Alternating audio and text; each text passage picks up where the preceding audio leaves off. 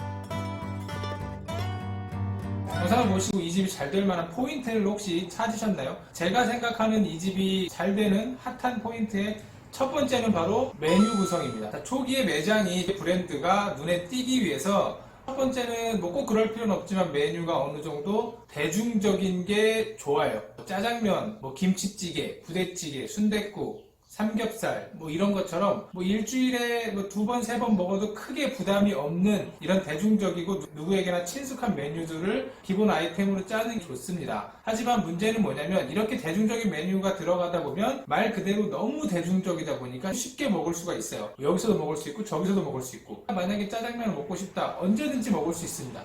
그러면 이 대중적인 아이템을 골랐을 때 이 대중적인 아이템이 다른 브랜드와 조금을 차별화되기 위해서 해야 될 게 뭐냐면 바로 예전에도 몇 번 말씀드린 적이 있는데 이 대중적인 메뉴를 살짝 비트는 과정이 중요합니다. 이 곱창 떡볶이 같은 경우는 이 곱창이라는 트렌드, 특히나 한우 곱창이라는 트렌드는 작년에 거의 우리나라에서 가장 핫한 음식, 가장 핫한 식재료 중에 하나였어요. 그래서 대중적인 떡볶이라는 음식에 핫하고 대중적인 한우 곱창이란 식재료를 결합해서 만든 케이스입니다. 근데 문제가 뭐냐면 보통 대중적인 음식과 다른 것들을 섞을 때 대중적이고 유행하는 아이템을 섞을 때 쭉 맞고 어울리지 않게 결합을 하고 비트는 경우들이 종종 있습니다. 하지만 대한민국 사람들이 많이 먹는 맵고 달고 짜고 진한 국물의 경우는 기름이 같이 들어가면 풍미가 높아질 수밖에 없어요. 예를 들어서 김치찌개에 뭐 돼지고기를 넣거나 참치를 넣거나 스팸을 넣거나 뭐 부대찌개도 마찬가지고 칼칼한 된장찌개에 차돌박이, 기름 들어간 차돌박이를 듬뿍 넣어서 굉장히 진한 육수를 내는 것처럼 이 한우 곱창 떡볶이도 떡볶이 맵고 짜고 달고 이 국물에 이 곱창이라는 기름이 들어가니까 풍미가 높아질 수밖에 없는 겁니다. 그리고 이거는 그 전에 이미 그 청년다방이라는 브랜드에서 즉석떡볶이에 차돌을 넣어서 대박을 냈던 사례처럼 이미 검증이 끝난 거예요. 이걸 이 압구정 곱떡이라는 브랜드에 맞게 재구성을 해서 런칭을 한 케이스인 거죠. 이 집의 두 번째 포인트는 뭐냐? 바로 타겟을 철저하게 설정해서 거기에 맞춰서 세팅을 한 거라는 거예요. 지금 메뉴를 보시면 이제 사진도 그렇고 외부 내부 인테리어 집기리도 그렇고 젊은 사람들이 사진을 찍게끔 이쁘게 만들어져 있어요. 색감이 막 이쁘다기보단 알록달록하고 사진을 찍고 싶게끔 만들어진 비주얼입니다. 우리가 특히 어디 가서 야 떡볶이 먹었어 라고 했을 때 떡볶이 위에 이렇게 곱창이 올라가 있는 사진을 찍어서 공유했을 때 와 떡볶이에 곱창이 들어가 있네 신기하다 이렇게 메뉴가 세팅이 되어 있고요. 그리고 앞에서 아까 제가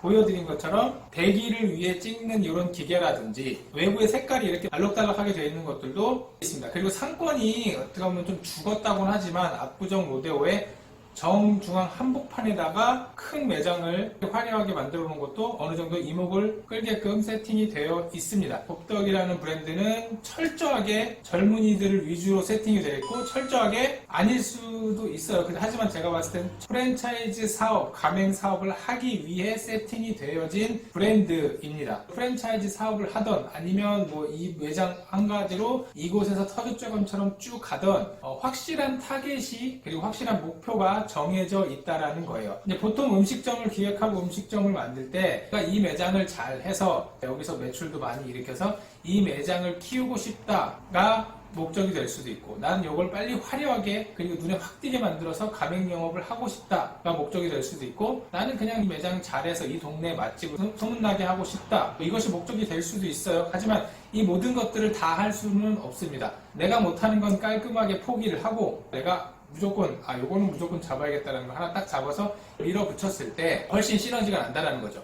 이 매장은 딱 정해져 있습니다. 대중적인 음식을 조금 더 고급지고 어울리는 새로운 것들과 해서 대중적이지 않게 포장을 한 다음에 이걸 사진을 찍게끔 외부 사람들한테 노출이 되게끔 집기류와 매장이와 이런 것들을 신경을 쓰고 나머지 사이드 메뉴들의 마진을 좋게 해서 이걸로 매출을 끌어올리는 어떻게 보면 매출 시스템을 만들어 놓은 케이스입니다. 우리가 무슨 매장을 하던 어떤 매장을 기획하고 오픈하고 준비하던 내가 무엇이 목적인지 이 매장을 통해서 내가 뭘 하고 싶은지를 먼저 세팅을 하고 타겟을 잡고 기획을 하시는 게 조금 더 실패하지 않고 성공으로 가는 길이지 않을까 싶습니다.